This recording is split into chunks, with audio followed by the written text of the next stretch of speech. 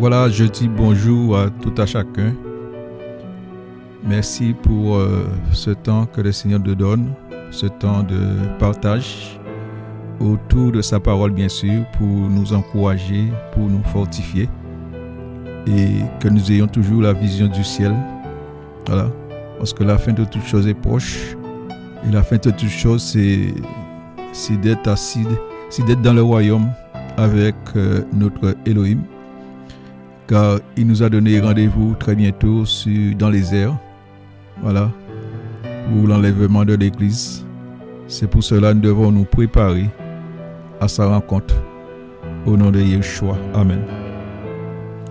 Merci Seigneur pour ta grâce. Nous te remercions, nous te bénissons pour ce temps que tu nous donnes, pour ces encouragements, pour ce partage. Vraiment que ton nom soit béni. Merci pour ton esprit, afin qu'il conduise toutes choses et que ton nom seul soit béni. Au nom puissant de Yeshua. Amen. Donc nous savons, bien-aimés, nous sommes comme des pèlerins voyageurs sur cette terre. La Bible en parle.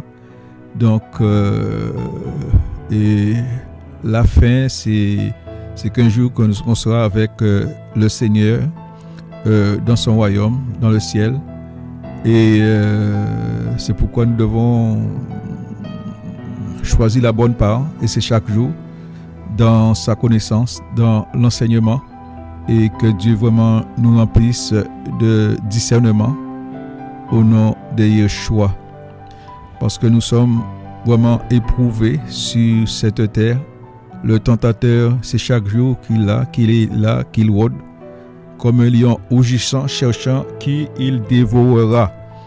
Mais le Seigneur veut que nous résistons d'une foi ferme. C'est à travers la parole, à travers sa connaissance et à travers, bien sûr, l'amour pour la vérité. Que le nom du Seigneur soit béni. Donc, comme on disait que on est éprouvé sur cette terre, et Dieu aussi, Elohim aussi, nous éprouve pour voir les dispositions de nos cœurs.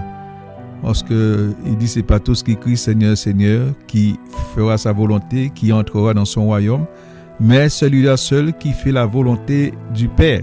Et nous voyons comment le Seigneur a éprouvé Job, voilà, malgré que c'était un homme intègre et droit, craignant Elohim, et il a éprouvé parce que le tentateur est venu et a mis Dieu au défi, et Dieu, mes amis, alléluia. Dieu connaissait son serviteur. Il connaissait son serviteur. Et c'est pour cela, aujourd'hui, il nous fait passer par le creuset. Il nous fait passer par le désert pour que nous soyons épurés, pour que nous puissions vraiment le rencontrer. C'est vraiment dans le désert qu'on rencontre le Seigneur. C'est pas quand tout va bien. C'est quand on est seul, quand on est désespéré, quand on n'a plus d'espoir, il se lève le dernier. Voilà. Et dans le désert, il se lève le dernier. Et tout homme doit passer son désert, ou bien ses déserts. Voilà. C'est là le lieu de rencontre avec le Seigneur. Nous sommes dans le livre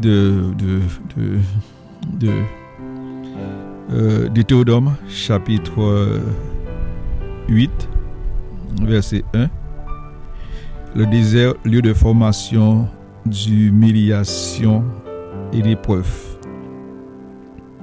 Verset 1 nous dit: vous observerez et vous mettrez en pratique tous mes commandements que je vous donne aujourd'hui, afin que vous viviez, que vous vous multipliez, que vous entriez et que vous preniez possession de la terre que Yahweh a juré de donner à vos pères. Et souviens-toi de tout le chemin par lequel Yahweh ton Elohim t'a fait marcher pendant ces 40 ans dans ce désert, afin de t'humilier, de t'éprouver pour connaître ce qui était dans ton cœur, et si tu garderas ses commandements ou non. Il t'a humilié, il t'a laissé avoir faim, mais il t'a nourri de la manne que tu ne connaissais pas et que tes pères n'avaient pas connue, afin de faire connaître que l'être humain ne vivra pas de pain seulement, mais que l'être humain vivra de tout ce qui sort dans la bouche de Yahweh. Ton vêtement ne s'est point usé sur toi, et ton pied ne s'est point enflé durant ces 40 années. Reconnais dans ton cœur que Yahweh ton Elohim te châtie comme un homme châtie son enfant. Amen. Voilà, on pourrait dire aujourd'hui que ce passage consiste les Hébreux qui étaient sous l'empire du Pharaon dans des travaux forcés. Voilà, et le Seigneur a vu la souffrance de son peuple. Eh bien, il a choisi Moïse qui a été élevé dans toute la sagesse égyptienne, et le Seigneur lui a choisi pour pouvoir aller libérer ce peuple. On pourrait dire c'est pour le temps passé, mais la Bible dit que le Seigneur est le même hier, aujourd'hui. Donc nous sommes dans ce temps aujourd'hui. Aujourd'hui, il agit d'une manière différente, mais en tout cas, il nous fait passer dans le désert. Pourquoi? Pour éprouver notre cœur. Parce que ce n'est pas celui qui dit Christ Seigneur, Seigneur, qui entrera dans mon royaume, dit le Seigneur, mais celui-là seul qui fait ma volonté. Donc, il nous éprouve, il nous fait souffrir par les épreuves. Hein. Nous passons des différentes épreuves, voilà. Et le livre de Jacques en parle. Et mes frères, regardez comme un sujet de joie complète les différentes épreuves auxquelles vous êtes exposés. Donc, le Seigneur nous expose par des épreuves. Voilà. Tu peux être en famille et le Seigneur te dit d'aller dans tel pays. Voilà. Donc, tu es isolé. Donc, tu laisses toute ta famille et comme Abraham, hein, quitte ta patrie, il te fait quitter ta patrie et il te met dans le désert, dans le creuset. Donc, tu avais l'habitude d'attendre sur la famille quand ça ne va pas, mais maintenant, dans le désert, tu dois te confier en Yahweh. Tout ce qu'il fait, c'est pour un but bien particulier dans la vie de ses enfants. Et il veut faire de toi un homme, une femme de distinction. Voilà. Donc, il nous éprouve. Voilà. Il nous épure. Et c'est comme ça, il disait un jour à Jérémie, descends sur le portier et je t'enseignerai. Vous voyez, c'est sur le terrain. Jérémie a compris que le premier vase que le potier faisait a échoué. Et c'est ce qu'on était. Et le deuxième a réussi. Et c'est ce que le Seigneur fait de nous dans les déserts. Et il veut nous rendre purs. C'est dans le désert. Il nous conduit pour nous rendre purs, pour nous épurer. Voilà. Parce que dans le désert, tu n'as pas peur de crier quand ça va mal. Voilà. Tu cries à l'Éternel. Parce qu'il dit quand un malheureux crie, l'Éternel l'entend et les sauve de toutes ses détresses. Parce que dans le désert, quand tu vois souvent, c'est la mort qui vient. Il n'y a pas de béquille dans le désert. Voilà. Et quelqu'un qui comprend ça, eh bien, même s'il y a son père, sa mère à côté de lui, eh bien, il sait qu'il est dans un désert, qu'il doit grandir avec le Seigneur. Eh bien, tu n'entres pas en jugement avec la personne qui soit à tes côtés, qui peut-être Dieu ne donne pas à voir, parce que Dieu veut aussi te faire grandir. Dieu veut te donner aussi un message pour réconforter ceux qui passent par des moments difficiles, ceux qui sont dans les creusets lorsque tu sortiras dans ce désert. Voilà. Et dans le désert, c'est vraiment pour que le Seigneur puisse enlever tout ce qui ne le glorifie pas en nous. Voilà. Il veut enlever surtout dans le désert. Vous voyez, l'idolâtrie. Donc, dans le désert, tes yeux seront obligés de fixer sur Yeshua. Et Yeshua aime ça. Parce que la Bible dit que les yeux de l'Éternel sont sur les justes. Donc, pendant qu'on parle à l'heure actuelle, sache que les yeux de l'Éternel sont sur toi. Il t'observe.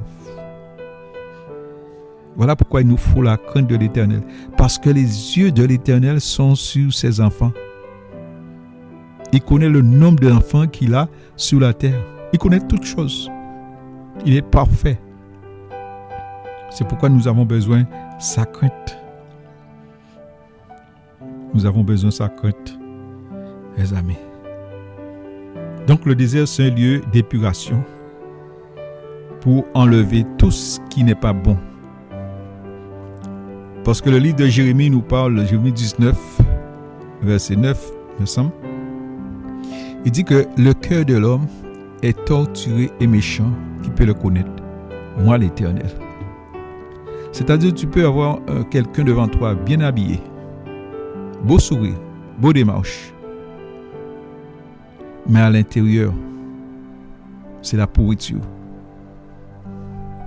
Ouais, c'est le déguisement. C'est l'homme aux deux visages. Et la religion, en quelque sorte, c'est ça. Ce sont les décorations. Et le diable caché à l'intérieur. Vous voyez pourquoi Jésus était simple dans la foule.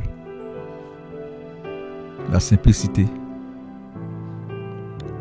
Le Seigneur dit, si le Christ t'a franchi, tu seras réellement libre.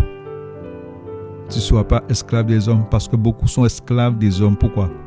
Parce qu'ils doivent s'habiller pour qu'on puisse me voir. Cette personne est malade. Cette personne a besoin de guérison. Il veut se faire voir.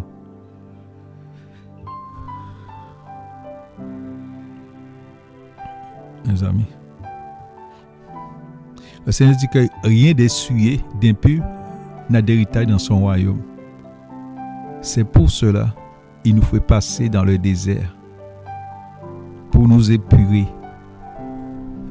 pour que nous soyons dépendants de lui, pour que nous soyons un adorateur de Yeshua, pour le rencontrer.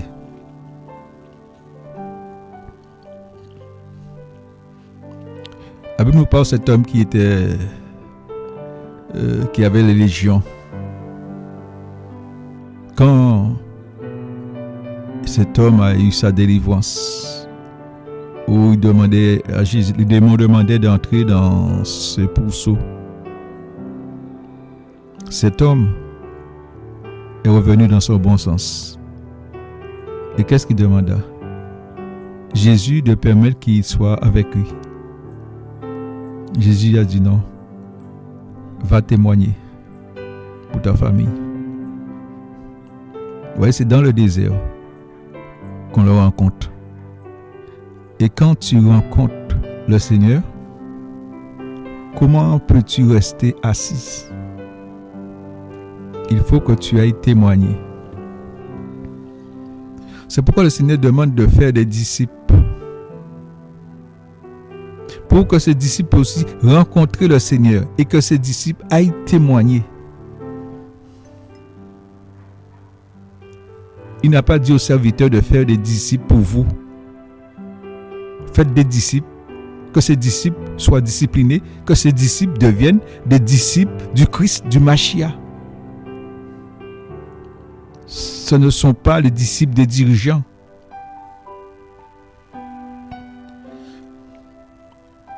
On va prendre le livre de Jacques chapitre 3.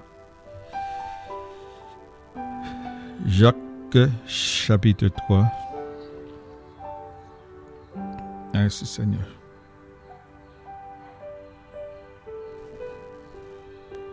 Alléluia.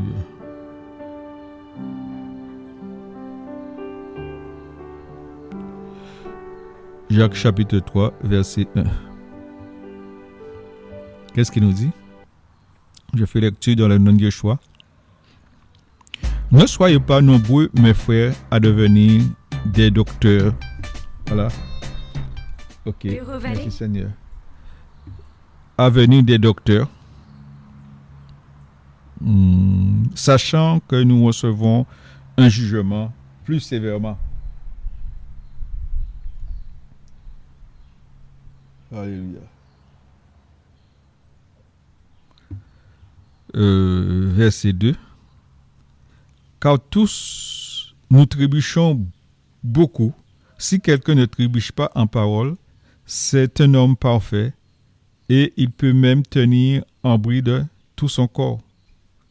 Voici, nous mettons des morts dans la bouche des chevaux afin qu'ils obéissent et nous dirigeons ça et là tout le corps.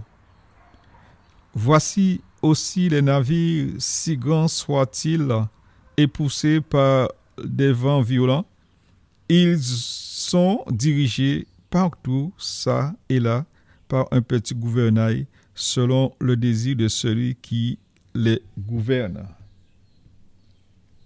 Alléluia. Verset 5. De même aussi la langue est un petit membre et elle se vante de grandes choses. Voyant quel petit feu embrasse un grand forêt. La langue aussi est un feu, c'est le monde de l'injustice.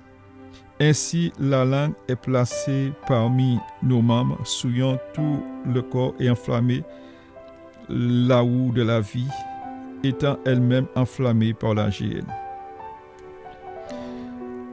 Amen. Donc le Seigneur nous demande de ne pas être nombreux à devenir docteurs. Voyez? Docteurs qui veulent toujours penser. Et lorsqu'on n'est pas, on ne sait pas laisser penser. Nous voyons le cas de Jonas, par exemple. Le Seigneur l'appelle pour aller à Ninive. Il a fui sur Tarsis. Le Seigneur appelle Jérémie. Qu'est-ce qu'il dit? Je suis un enfant. Il n'a pas voulu. Il appelle Moïse. J'ai la langue embarrassée. Envoie qui tu veux. Donc, quelle est la motivation de ton cœur? Si tu sens que tu es pressé pour courir au ministère, il y a un danger. Sûrement le Seigneur ne t'a pas appelé. Parce que les hommes que le Seigneur a appelés, si tu lis dans la Bible, ils n'ont jamais voulu y aller. Mais quand même, Dieu sait ce qu'il fait, eh bien, tôt ou tard, ils se repentent et ils vont.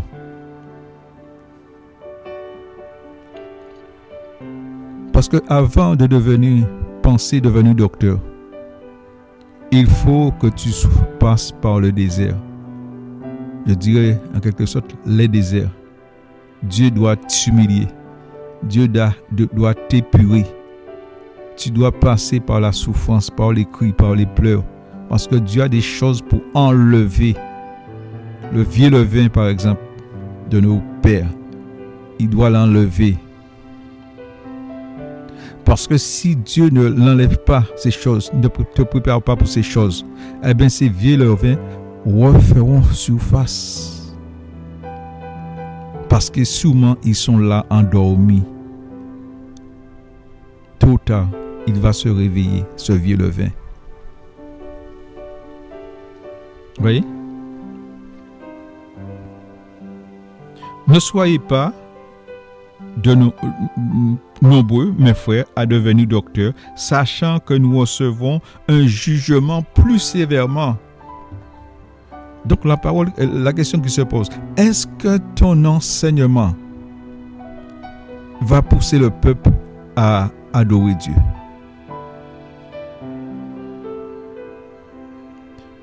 Quelle est la motivation de ton cœur? C'est une question individuelle.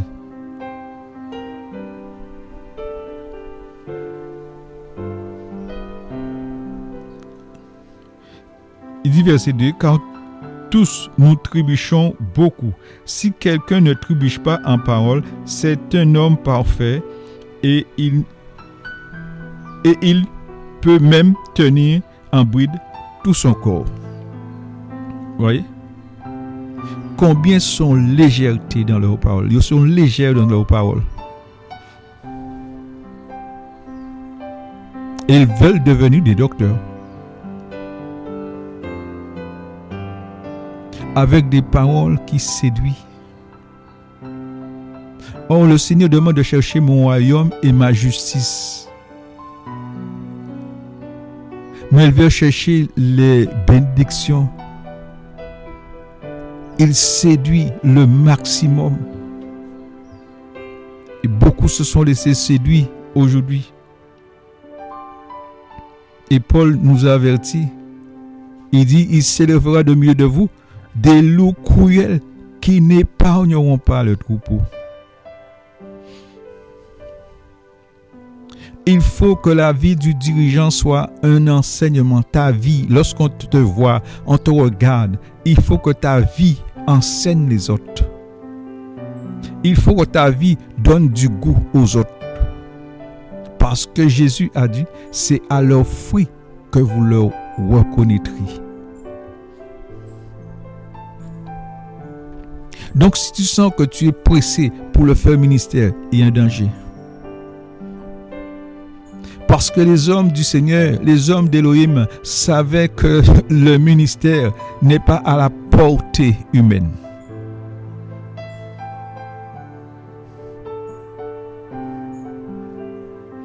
Parce que c'est Elohim qui qualifie, qui justifie, qui élève et qui abaisse.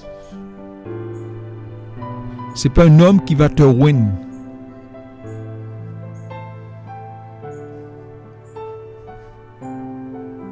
Nous sommes sous la nouvelle alliance. Qui a oint Paulos, Soldetas, Paul, qui l'a oint? Sur le chemin de Damas, qu'il descendait et vit une grande lumière venant du ciel. Paul s'est considéré mort parce qu'il a perdu la notion du temps. Il est devenu aveugle. Qui l'a oint? Vous voyez la souffrance de Paulos? En plus, Dieu lui a donné une écharpe.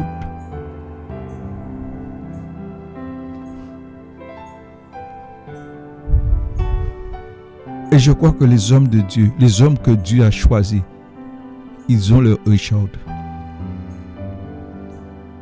Parce qu'aujourd'hui, dès qu'un homme commence à prospérer, il devient orgueilleux. La plupart. C'est l'œuvre de la chair, mes amis. C'est comme ça. Il faut étudier notre chair pour savoir comment notre chair fait avec nous. Comme la chair ne veut pas mourir, donc ils veulent séduire notre âme.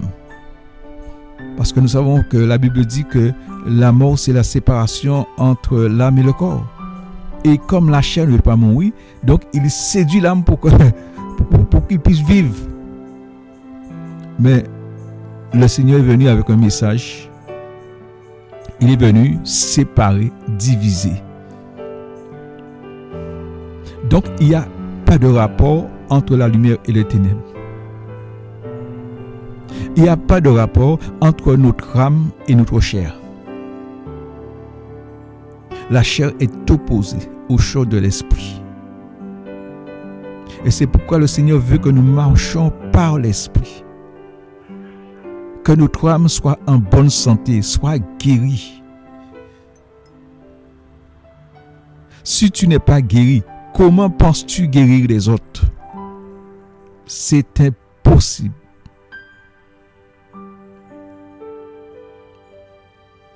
Jésus dit, c'est à leurs fruits que vous leur reconnaîtrez. Les disciples n'étaient pas tranquilles après la mort de Jésus. Ils n'avaient pas cru à la résurrection. Ils étaient troublés. Et Jésus se présenta dans la maison haute. Il leur dit, la paix soit avec vous. Malgré le message du Christ qui devait mourir pour l'humanité, les disciples n'étaient pas en paix. La Bible parle de 2 disciples qui descendaient sur le chemin de Maïs. Ils étaient attristés. Jésus venant fait route avec eux. Il leur demande, pourquoi êtes-vous si tristes en chemin? De quoi parlez-vous? Il leur demande, est-ce que c'est toi seulement qui n'as pas su que ce qui s'est arrivé à ce prophète si puissant en œuvre et en parole? On espérait que c'est lui qui allait délivrer Israël. Comment les principaux prêtres l'ont crucifié? Ces hommes étaient attristés. Ces hommes étaient scandalisés par le message du Seigneur. Combien de messages aujourd'hui qui scandalisent le peuple? Parce que leur message ne te connecte pas au Seigneur. Jean-Baptiste avait besoin de préparer le chemin du Seigneur. Et aujourd'hui, le Seigneur nous donne à préparer son avènement. Très bientôt, la dernière trompette d'Élohim va sonner. Jésus a choisi des hommes qui n'ont pas fléchi les genoux devant Baal. Et ces hommes qui vont apporter, faire fructifier la vérité du Seigneur. Car il est dit dans Ésaïe 42, voici mon serviteur que je soutiendrai, mon élu en qui j'y prends plaisir. Il ne se relâchera point. Il n'éteindra point la mèche qui brûle encore. Et il persévérera jusqu'à ce qu'il soit établi ma justice sur la terre. Je t'ai fait souffrir de la manne, 40 ans de le désert, pour connaître l'attitude de ton cœur. Dieu sonde nos cœurs et nos reins. Quel est l'état? Quelle est ta motivation? Ta motivation pour l'évangile, quelle est cette motivation? Qu'est-ce qui te motive aujourd'hui? La question est posée, mais tu as la réponse.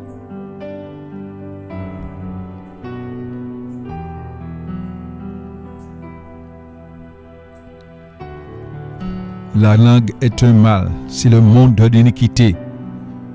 Avec cette langue qu'on bénit le Seigneur, qu'on proclame la parole du Seigneur, on maudit les hommes faits à l'image d'Élohim.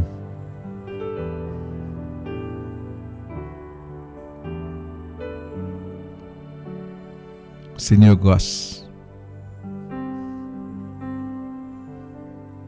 Il est temps de se repentir. Toi qui écoutes ce message, toi qui as le souffle de vie, c'est une grâce. N'aie pas honte. Il est temps de se repentir. Parce qu'avant que Jésus puisse partir, il dit la paix soit avec vous. Tu sais pourquoi? Eh bien, Jésus permet que le méchant vit avec toi. Il te dit de ne pas t'irriter contre le méchant, de ne pas résister au méchant. Parce que si tu résistes au méchant, eh bien, tu deviendras doublement plus méchant que le méchant.